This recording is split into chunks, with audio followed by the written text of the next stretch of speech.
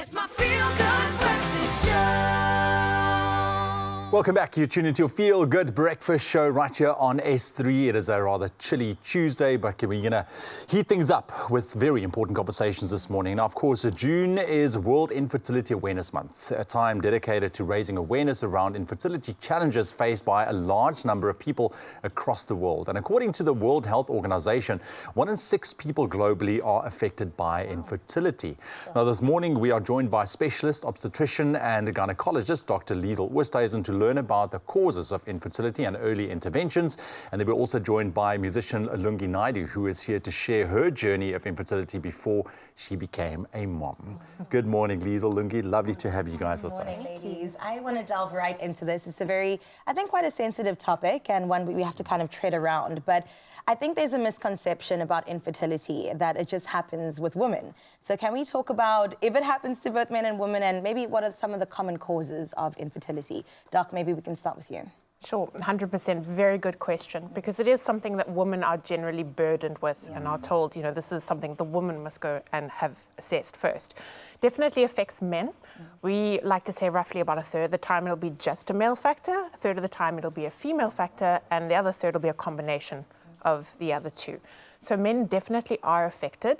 Obviously, we're talking issues to do with sperm counts, whether there's enough sperm, whether the sperm is motile, and we're also looking at things that are a bit more in depth, such as the DNA damage that happens to the sperm. So both of those things can actually affect the male fertility side.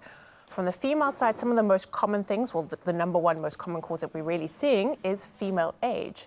So we know that the older you are as a woman, unfortunately, the fewer eggs and the poorer the egg quality, and therefore the more difficult it will be to fall pregnant. But there are a variety of other things that can affect your chances of conceiving, such as having polycystic ovarian syndrome if you don't ovulate, if you have endometriosis or problems with the tubes. So there really is the need for a full diagnostic workup to understand why you're struggling to conceive. Wow. And just quickly, in terms of men as well, I mean, there's various factors for women especially, but what are some of those causing factors for men that causes infertility, things like low sperm count or not healthy sperm also? So you might be born with a specific condition where you might run out of sperm at a younger age. It might be something as innocuous as a testicular injury. Sure. So one of the things that might happen is you playing soccer or rugby, and you might have something called a torsion, where the actual testicle twists, and that can actually damage the testicle and the sperm production. Sure. One of the more common causes is actually testosterone use. So it's not widely enough spoken about that if you are given testosterone by your doctor, you will stop producing sperm temporarily, but it does take a long time to recover. Sure. There might be infections, there might be other issues such as erectile dysfunction, for example, where you can't actually conceive from that. It's definitely not something that you can just pinpoint down. It does require a full workup. Full workup. And Lungi, for you, chat to us about your journey with regards to infertility. Just in a nutshell, just give us a picture what you went through in the road that you've walked. I have a daughter. She's 25 years old. So 25 years later, I want to get pregnant, and I go to see my gynae. I was sick. My menstrual cycle was very heavy, and I was bleeding very badly.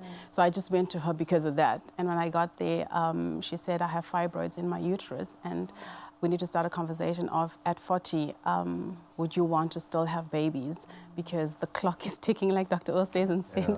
They tell you you're too old. You're like, but I'm 40, I'm healthy, I'm good. It's like, no, you need to start planning, you need to start thinking, because the window is closing in. So that's how I ended up actually thinking about it and starting to talk to my husband, like, maybe do we want kids? And if we want kids, we need to now start thinking and talking about this very difficult thing of, I might not be able to give you the kids. And we also didn't think it's a him problem. We always thought it was a me problem when we went to the doctor. And yes, he was fine. And Dr. Oosthuizen, luckily enough, gave us our twins. Oh, wow. Yeah. Congratulations. Congratulations. That's exciting. Double the blessing. Look at that. Absolutely. And I love that you mentioned, like, you had the one kid, but now a conversation was raised about what the future might look like. So it makes me think about maybe early diagnosis could be the cure, right? Maybe not cure, that's a strong word. But Doc, maybe you can talk about that. How soon should you catch it before it's too late?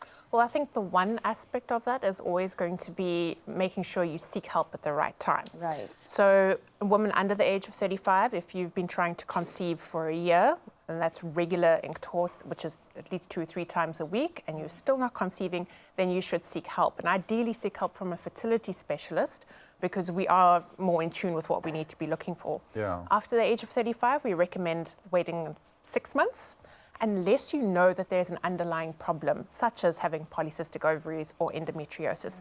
Then you really should actually present to your doctor as soon as you do want to conceive, to figure out where you are. From a fertility preservation point of view, it's also a very important topic to be chatting about. And it's when should women or couples decide that they actually want to start looking at options to preserve your fertility for the future. For example, if you are 35 or 36 and you know that your career, or your husband or your wife's career is going to take you in a different direction, that you can't have children, start having that conversation now about freezing eggs, freezing sperm, or freezing embryos. So you've got the options for the future. Louis, I got to ask, because earlier on, when we started the show, I mentioned that it's a very emotional journey for any couple to Right. walk, and especially if you really do want kids, but then you find out that it might be challenging. Yes. What did that look like for you from an emotional point of view? What did you find help with walking this road and just kind of just eased you a little bit? Because, like I said, going through something like this, really wanting kids, really wanting a family, but not being able to, just that thought alone is a very difficult one to circumvent. It's an emotional roller coaster. It's really, really, really, really hard. And my husband was there for me throughout the whole journey. He was patient with it, but we had 3 miscarriages when we started our IVF journey. And with every pregnancy, there's a high. There's a hope. There's like, oh my God, I'm pregnant. Okay, cool. And then, okay, it's not happening anymore. So it was such a battle for me, because you're at work and you're excited, then you're sad, and then you are depressed, and then it's just do we keep trying? Do we stop? Do we keep trying? How long is this going to take? Are my eggs not okay? It's just a back and forth. And I used to email Dr. Oosthuizen all the time when I'm really low. I can't do this anymore. I don't want to do this anymore.